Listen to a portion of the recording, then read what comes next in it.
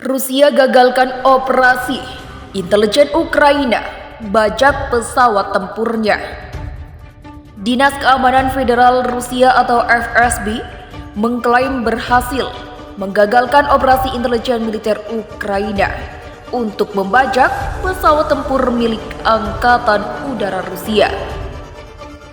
Diklaim juga oleh FSB bahwa operasi intelijen itu diawasi oleh pasukan khusus Aliansi Fakta Pertahanan Atlantik Utara atau NATO.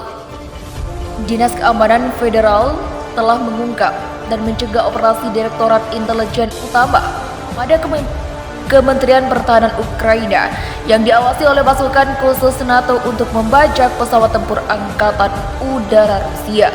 Demikian pernyataan Pusat Humas FSB seperti dilansir kantor berita Rusia TASS News Agency pada Senin.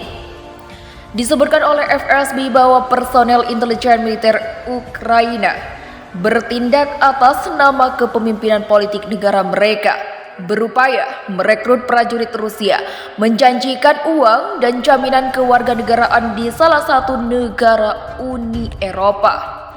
Personel intelijen Ukraina, disebut FSB, mencoba untuk membujuk prajurit Rusia untuk menerbangkan pesawat tempur Rusia dan mendaratkannya di lapangan udara yang dikuasai Angkatan Bersenjata Ukraina. Ditekankan juga oleh FSB bahwa terdeteksinya rencana operasi intelijen itu telah memungkinkan pasukan Moskow untuk melancarkan sejumlah serangan terhadap fasilitas militer Ukraina. Selama operasi, personel kontra-intelijen Rusia mendapatkan informasi yang membantu angkatan bersenjata kita untuk menyerang sejumlah fasilitas militer Ukraina, sebut FSB dalam pernyataannya. FSB menambahkan bahwa para personel intelijen Ukraina yang terlibat dalam operasi itu dan kaki tangan mereka telah diidentifikasi. Belum ada tanggapan resmi pemerintah maupun militer Ukraina atas laporan FSB ini. 6 bulan perang Rusia vs Ukraina, tinggal di Donbas bagai berada di neraka. Perang Rusia melawan Ukraina telah memasuki bulan ke-6. Wilayah Donbas Timur merupakan tempat pertempuran terberat. Rudal masih terus berjatuhan. Pada Ahad, 2 roket membuat kawah besar menghantam gedung sekolah 3 lantai di kota Kostiantynivka, 30 km dari garis depan. Di apartemennya di lantai 5 sekitar 100 meter jauhnya, Tamara terbangun dan merebus kentang pada pukul 4.30 ketika roket menghantam. Saya tidur dengan pakaian saya sehingga saya bisa keluar dengan cepat jika ada serangan udara, kata mantan perawat berusia 85 tahun itu saat dia berjalan melewati lokasi beberapa jam kemudian. Tamara tengah mengajak anjingnya berjalan-jalan untuk mengambil air. Ledakan itu mengguncang flat saya. Saya tidak bisa mengembarkan kebisingan. Itu gila. Itu seperti gempa bumi. Saya sangat takut. Saya membencinya. Saya membencinya. Saya hanya ingin perang ini berakhir, katanya hampir menangis.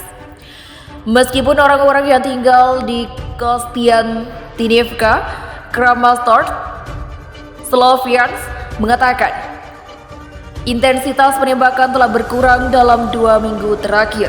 Kekerasan berlanjut dan suara tembakan dan tembakan roket terdengar di kejauhan.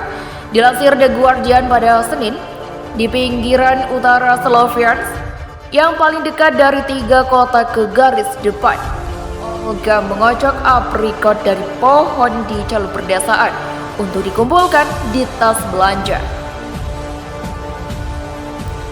Tidak jauh dari tempat dia mengumpulkan buah, suara tembakan keluar dari senjata Ukraina bisa terdengar tersembunyi di antara pepohonan. Beberapa hari terakhir lebih sepi, kata pria berusia 55 tahun itu. Seperti Tamara, Olga terlalu takut untuk memberikan nama keluarganya. Saya telah berada di sini sejak hari pertama perang. Sudah seperti neraka. Saya tidak mengerti mengapa Rusia menyerang Ukraina, terangnya. Kota-kota semuanya di provinsi Donetsk. dipandang sebagai target utama dalam upaya pasukan Rusia untuk menduduki semua wilayah Donbas yang meliputi Donetsk dan Luhansk yang bertetangga. Hanya sedikit orang di sini yang membayangkan bahwa perang yang dimulai pada 24 Februari akan berlangsung selama ini.